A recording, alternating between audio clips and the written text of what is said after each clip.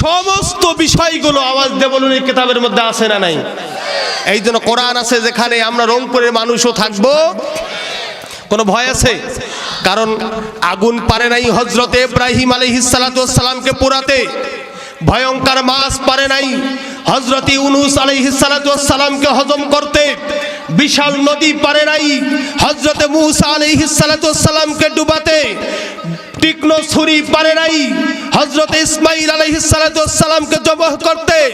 আল্লাহকে যারা ভালোবাসে, আল্লাহর দ্বীনকে যারা ভালোবাসে, ইসলামকে যারা ভালোবাসে, ইসলামী আন্দোলনকে যারা ভালোবাসে, কোরআনকে যারা ভালোবাসে, কোরআনের জন্য, ইসলামের জন্য মুসলমানেরা আল্লাহর জন্য, বিশ্ব নবীর জন্য এক পর্যায়ে জীবন দিতে রাজি আছে, রক্ত দিতে রাজি আছে।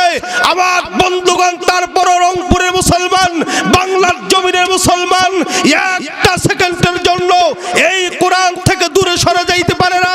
কোরআনের জন্য যদি আমার বন্ধুগণ বাড়ি ছাড়তে হয়, বাড়ি ছাড়তে রাজি আছি, ঘর ছাড়তে হয়, ঘর ছাড়তে রাজি আছি। কোরআনের জন্য যদি হামলার শিকার হতে হয়, হামলার শিকার হতে রাজি আছি, মামলার শিকার হতে হয়, মামলার শিকার হতে রাজি আছি। এক পর্যায়ে কোরআনের জন্য যদি ফাঁসির কাষ্ঠেও ঝুলতে হয়, তারপরে রংপুরের মুসলমান, বাংলাদেশের মুসলমান একটা সেকেন্ডের জন্য রামপন্থী, বামপন্থী, ইসলাম বিরোধী নাস্তিক ব্লগারের বাচ্চাগুলোর কাছে রংপুরের মুসলমান কখনো মাথা নত করে না, মাথা নত করে না, মাথা নত করতে পারে না। কারা কারা রাজি আছো? দুই হাত তুলে স্লোগান দিয়ে আমার আল্লাহকে দেখাই দেন।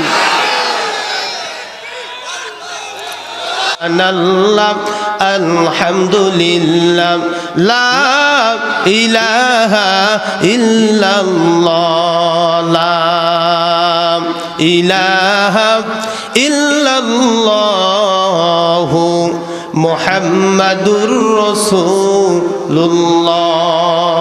সকলে বলি সাল্লাল্লাহু।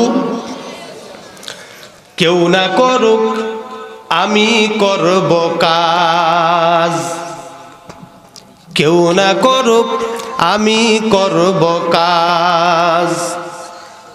আল কোরআনের আহ্বানে দিন কায়েমের প্রয়োজনে, আল কোরআনের আহ্বানে দিন কায়েমের প্রয়োজনে নতুন করে আবার আমি শপথ নিলাম আজ। কেউ না করুক আমি করব কাজ। জোরে কর আল্লাহুম্মা আমিন। আর একটু সকলেই জোরে বলুন আল্লাহুম্মা আমিন। আমি হতাশ হব না, ভেঙে পড়ব না, ভয় করব না, দিনের কাজে ব্যস্ত রব, দিনের কাজে ব্যস্ত রব, পরম সকাল সাজ। কেউ না করুক আমি করব কাজ, কেউ না করুক আমি করব কাজ।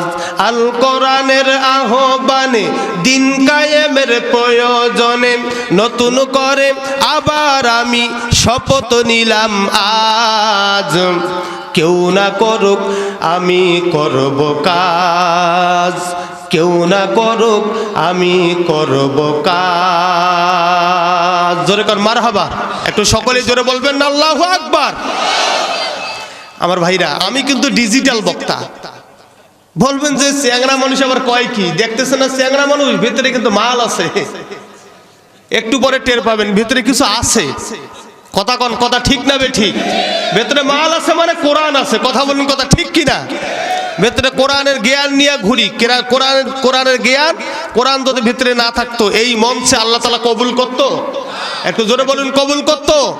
যিনি কোরআনের কথা বলার জন্য কবুল করেছেন, আওয়াজ দিয়ে বলুন তো তিনি কে? আমার আল্লাহ, আমার আল্লাহ, আমার আল্লাহ। একমাত্র আল্লাহ পাকের রহমতের বরকতে, আমার মায়ের দোয়ায় আর আমার উস্তাদের দোয়ায় আজকে এ পর্যন্ত এসেছি। যেরকম আল্লাহু আকবার। আমার সেই উস্তাদ এই মঞ্চে হয়তো একটু বাইরে আছে, আসবে। আমার উস্তাদ এখানে এসেছে। আমি দোয়া করি আল্লাহ পাক রব্বুল আলামিন তার হায়াতের মধ্যে বরকত দান করুন। সকলে বলুন আল্লাহুম্মা আমিন। আমার ভাইরা, আমি আপনাদের সামনে যে কথাটা বলতে চেয়েছিলাম, আমরা যে কিতাব থেকে আলোচনা শোনার বলার জন্য এসেছি। আমরা অনেকেই আছি এই জায়গায়, আমরা এখনো পর্যন্ত কোরআন পড়তেই পারি না। আছে না নাই? দুনিয়াতে যত বই আছে, যত কিতাব আছে, যত গ্রন্থ আছে, আপনি যদি সারা দিন রাত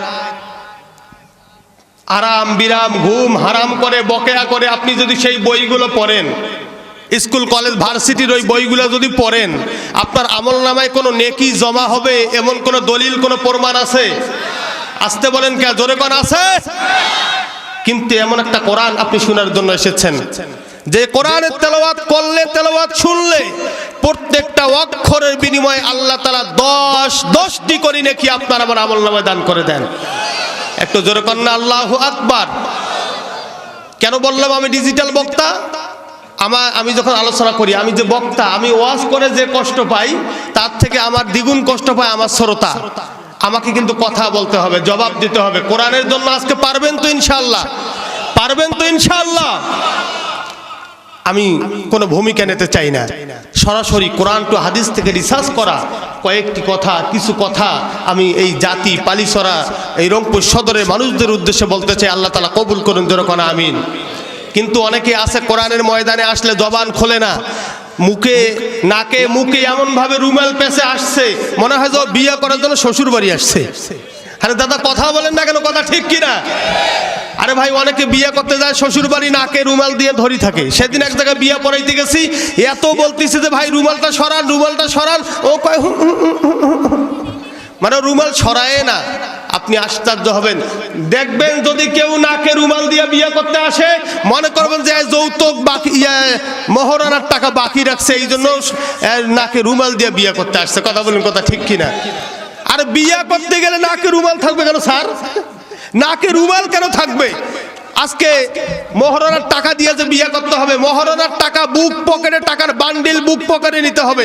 পারলে 100 টাকার নোট এতগুলো নেবেন, বুক পকেটে টাকা নিয়ে বুক ফুলি বাঘের বাচ্চার মতো মঞ্চে বসে একেবারে মহারণার টাকা বুঝি দিয়ে আপনি বিয়ে করে আসবেন। কথা বলেন, কথা ঠিক কিনা?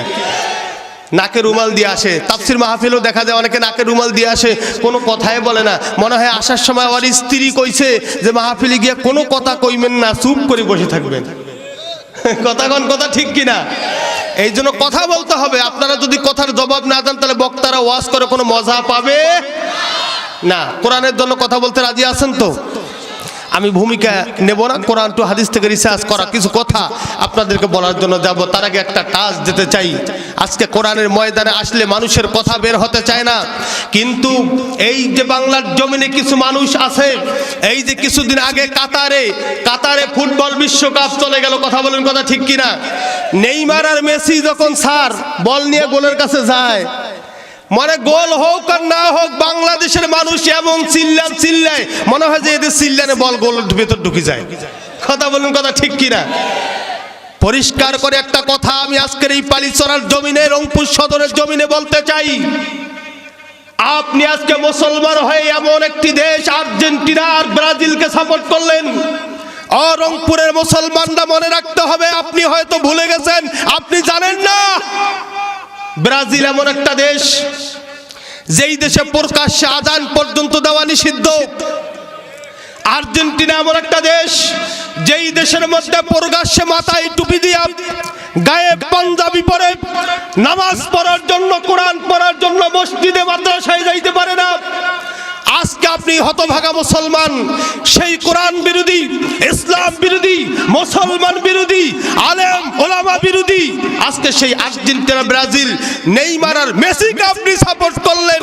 আল্লাহর কসম করে বললাম, আল্লাহর কসম করে বললাম, আল্লাহর কসম করে বললাম, আল্লাহ পাক রব্বুল আলামিন যদি কিয়ামতের দিন আপনাকে বলে যে ঈমান নামক দৌলত তোকে আমি দান করেছিলাম, ঈমান আনতে গিয়া তোকে কোনো দলিল দরখাস্ত দিতে হয় নাই, আমার কাছে কোনো দলিল দরখাস্ত করা লাগে নাই, বিনা দলিলে বিনা দরখাস্তে তোকে আমি ঈমানদার বানিয়েছিলাম, মুসলমানের ঘরের সন্তান হিসেবে কবুল করেছিলাম। তুই ঈমানদার হয়ে, মুসলমানের সন্তান হয়ে তুই ইহুদি খ্রিস্টানদের গোলামি করেছিস, ইহুদি খ্রিস্টান আর্জেন্টিনার ব্রাজিলকে সাপোর্ট করেছিস। ওই দিন আর একটা জবাব দেওয়ার মতো কোনো ক্ষমতা আপনার আমার থাকবে না। কথা বলুন, কথা ঠিক কিনা? একটু জোরে কোন, কথা ঠিক কিনা?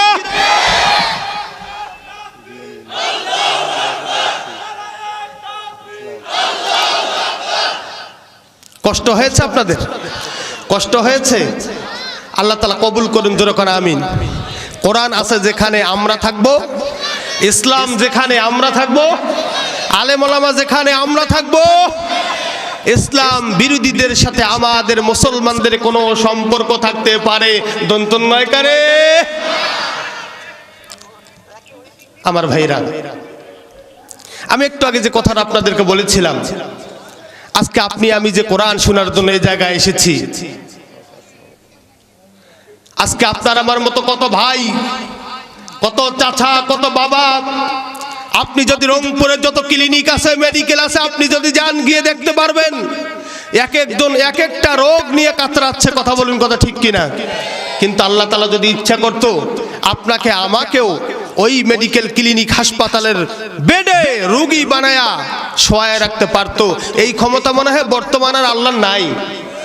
তাহলে জোরে বলেন না কেন, আছে না নাই? জোরে করে আছে না নাই? তো দেখেন আল্লাহ পাক সেই মেডিকেল ক্লিনিক, হাসপাতাল, চুরি, ডাকাতি, ছিনতাই, রাহাজানি, ধর্ষণ, জেনা, ব্যভিচার, যত জঘন্য কার্যক্রম আছে, সকল কার্যক্রমগুলোর থেকে আল্লাহ পাক আপনাকে আমাকে এই মুহূর্তে কোরআন শোনার জন্য কবুল করেছেন। জোরে করে আল্লাহু আকবার। এই জন্য আপনি আমি ভাগ্যবান। কথা বলেন, কথা ঠিক কিনা আমার ভাইয়েরা? রংপুরের মুসলমান,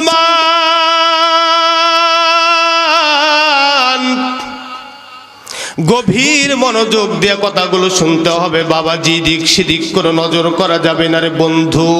এ বাজান, ও পর্দার আড়ালের মা বোনেরা, একটু দিলটা নরম করে দেন, গভীর মনোযোগ দিয়ে কথাগুলো শুনতে হবে গো মা। ও মা গো, জীবনে শয়তানের ধোকায় পড়ে, শয়তানের ওয়াসওয়াসায় পড়ে ভারতের ওই পচা চ্যানেল স্টার জলসার জি বাংলায় কত সময় দিয়েছেন গো মা।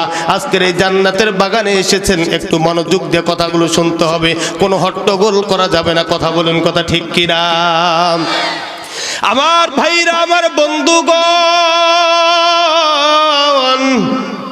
এই যে আপনি আমি জায়গায় এই মুহূর্তে কোরআন শোনার জন্য এসেছি, এ বন্ধু, আল্লাহ পাক রব্বুল আলামিন ডাক দিয়ে বলেছেন, নবী গো, পৃথিবীর মানুষগুলোকে বলে দাও, কোরআন যারা পৃথিবীর জমিনে শুনবে, কোরআনের তেলাওয়াত যারা শুনবে, কোরআনের আলোচনা শুনবে, তাদেরকে আইন মানতে হবে দুইটা, তাদেরকে সিস্টেম মানতে হবে দুইটা।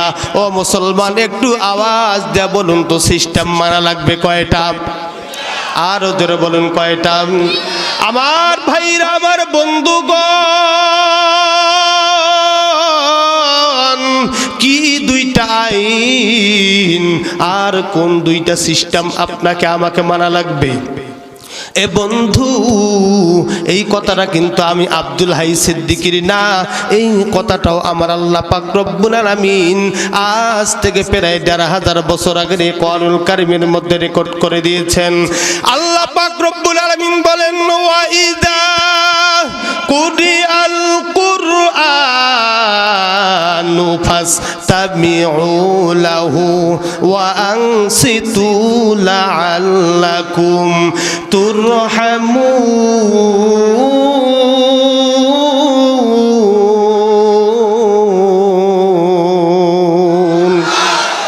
আর একটু জোরে বলুন, আল্লাহু আকবার।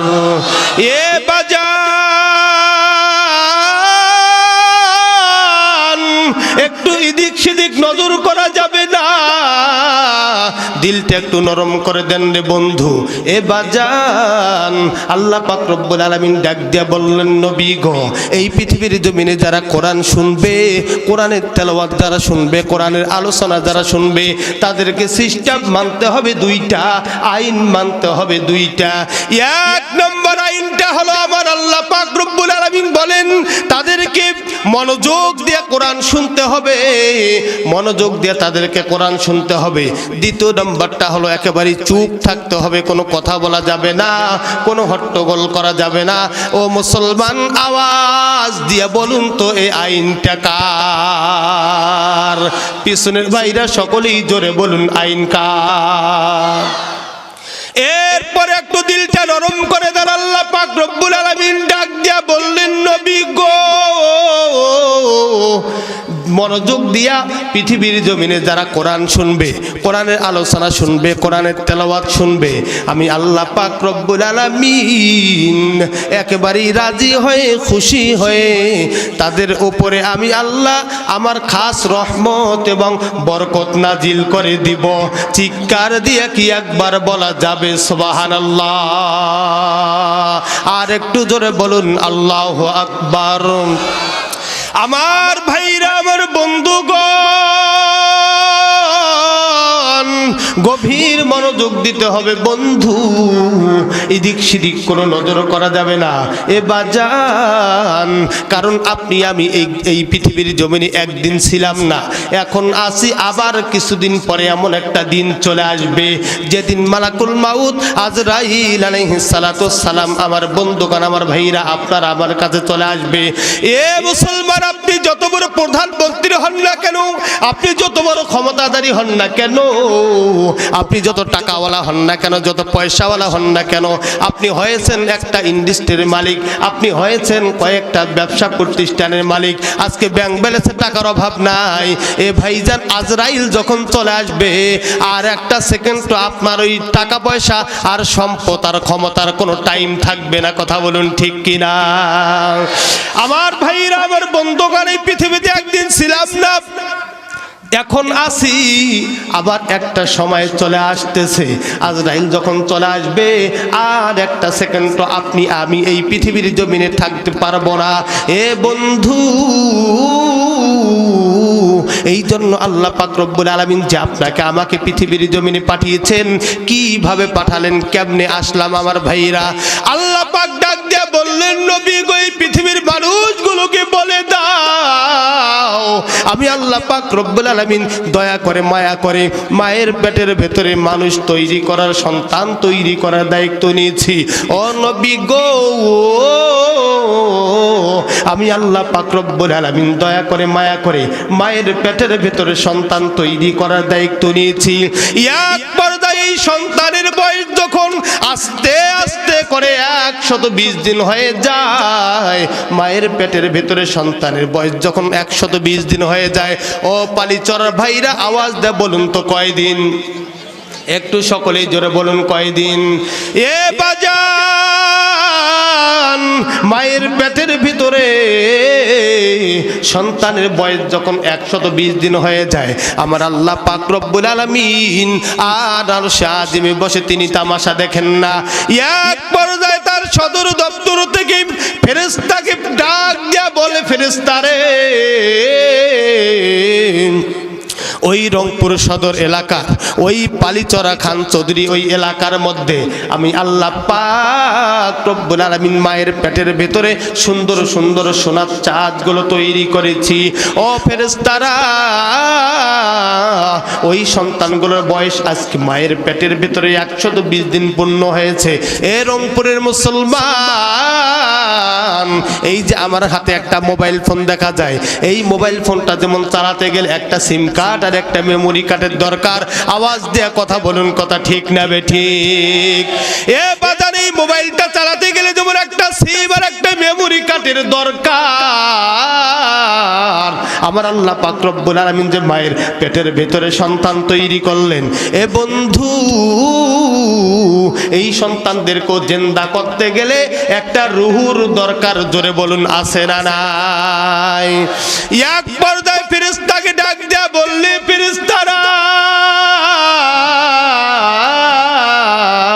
দৌড়াও দৌড়াও দৌড়াও দৌড়াও, মোটেও দেরি করা যাবে না।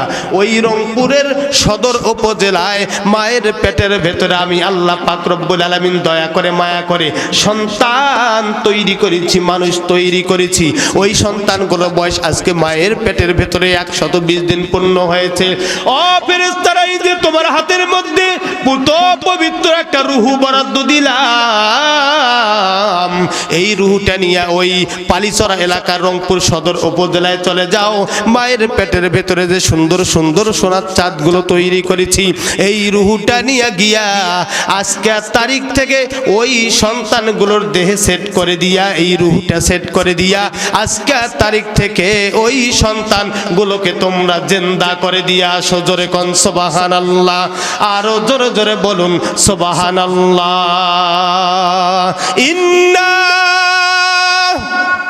খলাকনাল ইনসানা মিন নুতফাতিন আমশাজিন নাবতালিহি ফাজআলনাহু সামিআম বাসীরা।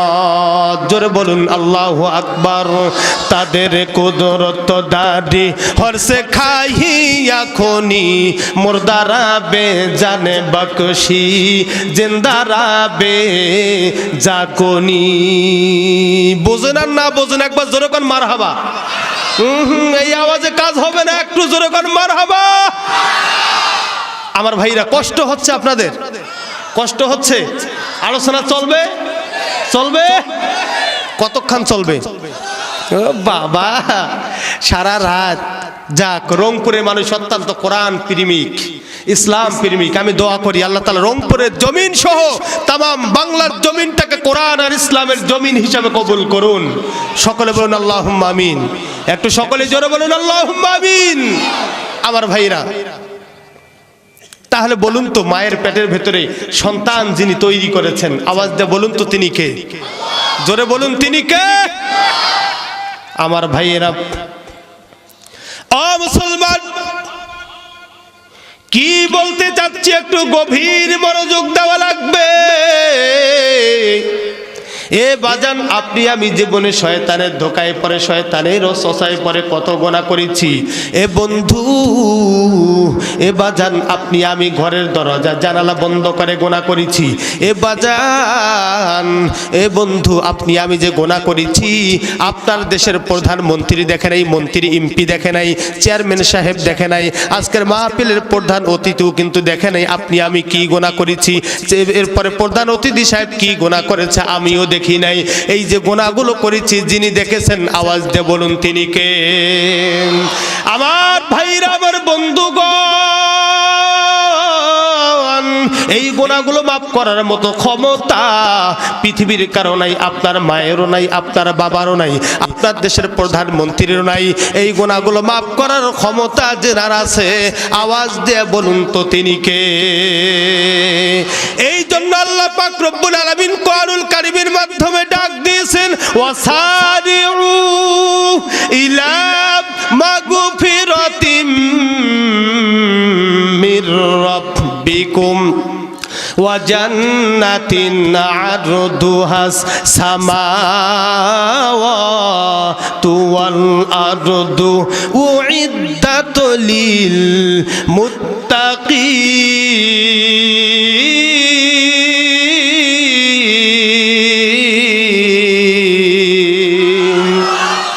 আর একটু জোরে বলা কি যাবে? আল্লাহু আকবার। আমার ভাইরা, আমরা আর্জেন্টিনা, ব্রাজিল, নেইমার, মেসির খেলা দেখতে গেলে কত চিল্লাচিল্লি করি, গোল হোক হোক না হোক গোল, কি চিল্লান রে বাবা। আর কোরআনের মাহফিলে এসে কোরআন শোনার পরে মুসলমানদের আল্লাহু আকবার আওয়াজ নেই, আল্লাহু আকবার, এত এত আওয়াজ।